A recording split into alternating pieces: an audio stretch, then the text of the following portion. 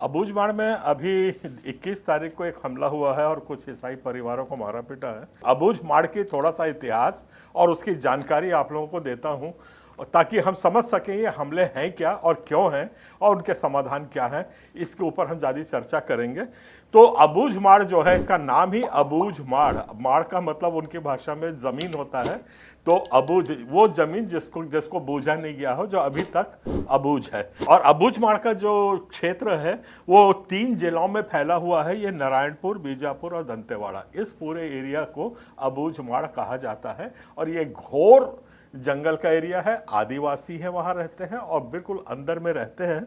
और इनके पास अभी तक कोई भी किस्म के आधुनिक योजना उनके पास अभी तक नहीं पहुंची है। ये आज की वहाँ की वास्तुस्थिति है।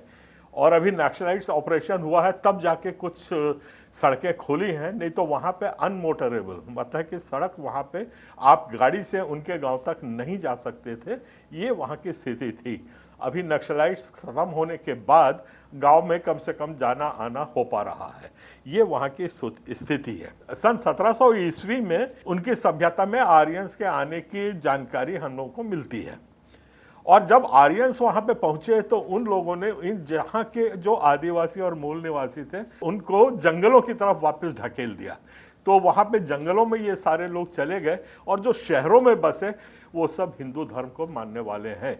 अब ये जो गांव में से जो लोगों को खदेड़ दिया था और जो जंगल के शरण में चले गए थे, उनमें मूरिया, गोंड, उरांव, पनक, राउत, मरार, महारा, हलवा, दूबलिया, साहू, यादव, रक्सिया, लोहार और बनवासी, ये सब जातियां वहां पे उस पूरे क्षेत्र में रहती हैं। जनसंख्या का वितरण इस तरीके से वहां पर है।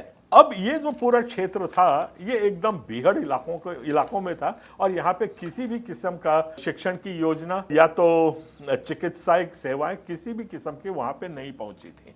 तब राजा प्रवीर का वहां पे अभियान चला और उन्होंने जाकर के उन गांव तक के जो पहुंचने की कोशिश करी और उनको संगठित करने की कोशिश की। और हालांकि वो एक पॉलिटिकल दायरे में चले गए और 15 सीट वहां से जीत के आए और अंत में उनकी हत्या उनके महल में जगदलपुर में कर दी गई। और इसके कारण जो उनके ऊपर जो छत्र छाया थी अबूझमाड़ के आदिवासियों के और उस क्षेत्र के सबके आदिवासियों के, वो छत्र छाया उठ गई। तो अब वो जंगल के अंदर बगैर किसी चिकित्सा सेवा, बगैर शिक्षा संस्था, बगैर किसी सरकारी योजना, बगैर किसी रोड के वहाँ पे रहते निवास करते आ रहे हैं और अपना जीवन यापन जिस तरीके से उन्हें करना होता है कर रहे हैं। और नक्सलाइट्स की प्रताड़ना भी सहते थे और बीएसएफ कैंप, सीआरपीएफ के कैंप्स जो लगते थे उनकी भी वो प्रताड़ना सहते आए हैं, जिसमें हत्याएं बहुत आम बात थी। ये वहाँ का भौगोलिक दृश्य है। 1947 तक वहाँ पे फिर मिशनरियों का प्रवेश होता है। चर्च वहाँ पे अंदर आया और उसमें सेवा की भावना से वो लोग अंदर गए। ठीक है, मजाक बहुत उड़ाते हैं सेवा भावना की, पर जहाँ पे इतने बीहड़ इलाकों में मैं चुनौती देता हूँ, कोई एक आदमी एक रात नहीं रुक पाएगा जहाँ बिच्छू, सांप और खाने का ना हो, पानी का ना हो, चलने का ना हो। उन जगहों में वो 20-20 साल, 30-30 साल अपने पूरे परिवार के साथ रहे, प्राणों की आहुति तक दी और उन लोगों ने वहाँ पे जा कर के उनको चिकित्सा सेवाएं दी। वो शिक्षा उन आदिवासियों को दी गई। तो इस तरीके से वहाँ चर्च के प्रभाव में करीब 30 से 90% परिवार अबूझमाड़ के उस चर्च के प्रभाव क्षेत्र में आ गए। छत्तीसगढ़ क्रिश्चियन फोरम की जानकारी के अनुसार वहाँ पे करीब 18 चर्चों का स्थापना हुई उस पूरे एरिया 3000 स्क्वायर किलोमीटर के क्षेत्र में। और वहाँ पे गांव-गांव में दुआ प्रार्थना अपने अपने घर में करते हैं। और किसी ने वहाँ धर्म परिवर्तन करने का, आप उसको कलेक्टर से भी जानकारी ले लीजिए, कोई धर्म परिवर्तन का वहाँ पे केस आपको नहीं मिलेगा। सब अपनी जाति में रहते हैं पर बाइबल को पढ़ते हैं, ईसा मसीह को पूजते हैं, पुरानी देवी देवताओं को छोड़ दिया है। और जो उनके दशहरा और जैसे इस किस्म के त्यौहार होते हैं वो सब जनजातियों के साथ मिलजुल के मनाते हैं। ये है वहाँ का एक्चुअल इतिहास। और आप लोग चौंक जाएंगे ये जानकर के कि 1950 में हमारे संविधान के हिसाब से हर देश के हर जगह के मानचित्र बन गए और उसके बाद सर्वे हो गया। पर हिंदुस्तान में अबूझ माड़ ही एक ऐसी जगह रही जिसमें कि आज तक ना उसका मानचित्र बना है और ना ही उसका सर्वे किया गया है। तो जहां सर्वे नहीं है, मानचित्र नहीं है, वहां यह दावा करना कि सरकारी योजनाएं पहुंच रही हैं, यह पूरी तरह से बेमानी है। यह है वहां का इतिहास और यह है वहां का डेमोग्राफिक डिस्ट्रीब्यूशन, मतलब कौन से धर्म का क्या है, कैसा है, ये आप अच्छे से समझ गए हैं। स्पष्टता के लिए मैं थोड़ा सा और इसको रिपीट कर देता हूं कि जितने शहरी इलाकों में हिंदू हैं और जो अंदर के गांव में जो जंगलों में रहते हैं, उसमें 14-15 जातियों के रहते हैं जिनका मैंने अभी नाम गिनाया है। उनके पास कोई भी सुविधा नहीं है। ये वहाँ की आज की वस्तुस्थिति है। अच्छा, अब आ जाते हैं, ये गांव वहाँ पर एक है, इसका नाम है इकनार। इसका थाना पड़ता है ओरछा और ये नारायणपुर जिला मुख्यालय से करीब 70 किलोमीटर की दूरी पर है। वहां पे 2 परिवार रहते हैं उस गांव में, 2 परिवार जो कि इतवार की प्रार्थना आराधना अपने घर में अपने तरीके से करते हैं। वहां पे पादरियों का जाना तो वैसे ही प्रतिबंधित कर दिया है और अब तो कानूनन तौर पे वहां पे कोई जा नहीं सकता है, क्योंकि पेशा कानून है वो हमारे संविधान से ऊपर है।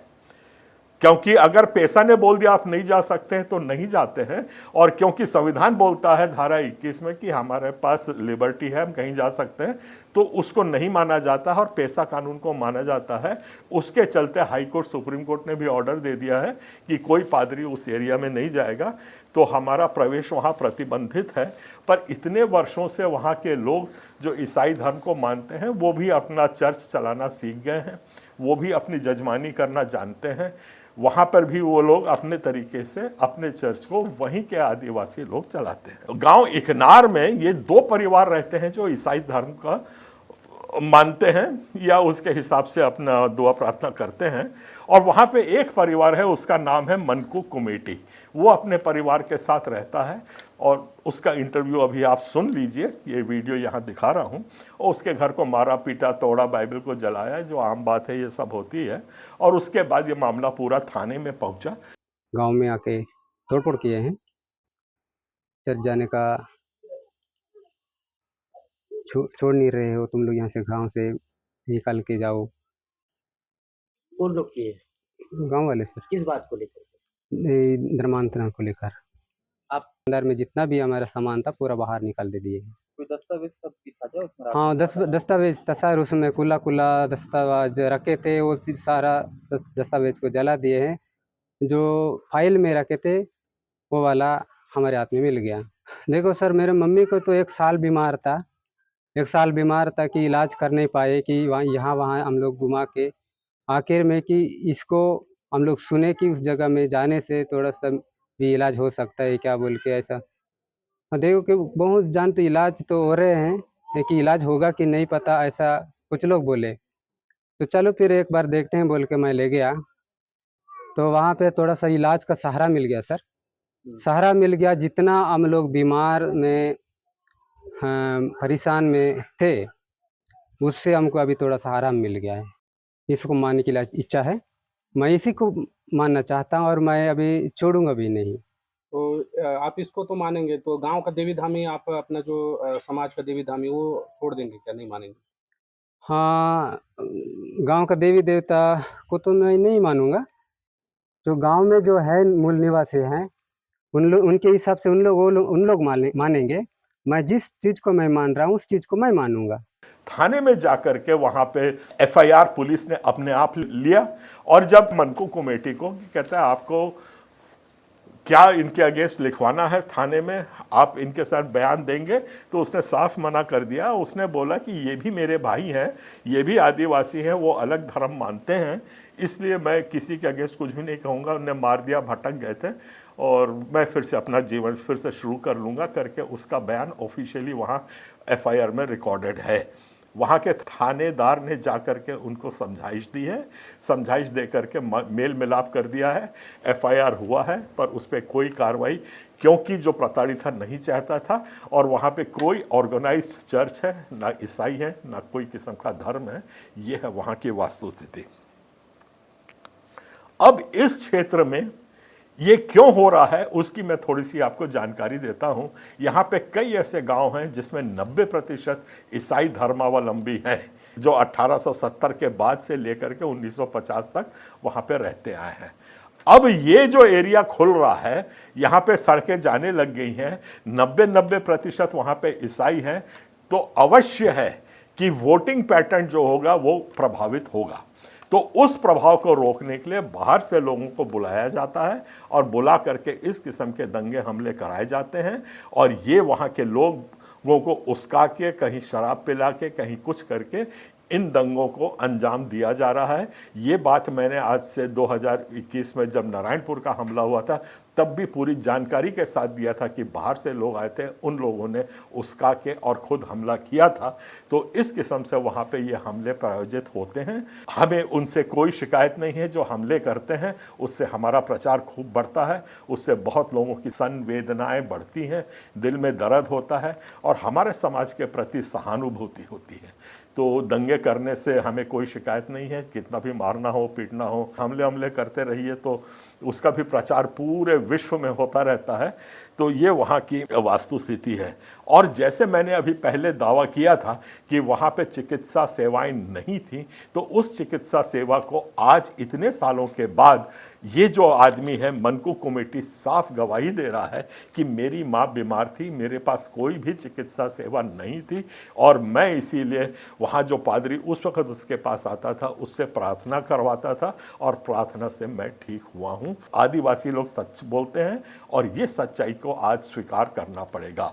तो इस वास्तु स्थिति से निकलने के लिए सरकार क्या कदम उठा रही है, हमारा चर्च किस तरीके से संगठित हो रहा है, हमें कोई दंगा नहीं करना, कोई फसाद नहीं करना। हम मांगते हैं कि हमारे जो संवैधानिक अधिकार हैं उनका प्रतिपालन हो। जो फायदे और जो रक्षा सुरक्षा आम नागरिक को पूरे हिंदुस्तान में मिलती है, आज अबूझ माड़ के ईसाई धर्म अपनाए हुए आदिवासी जातियों को भी मिलनी चाहिए।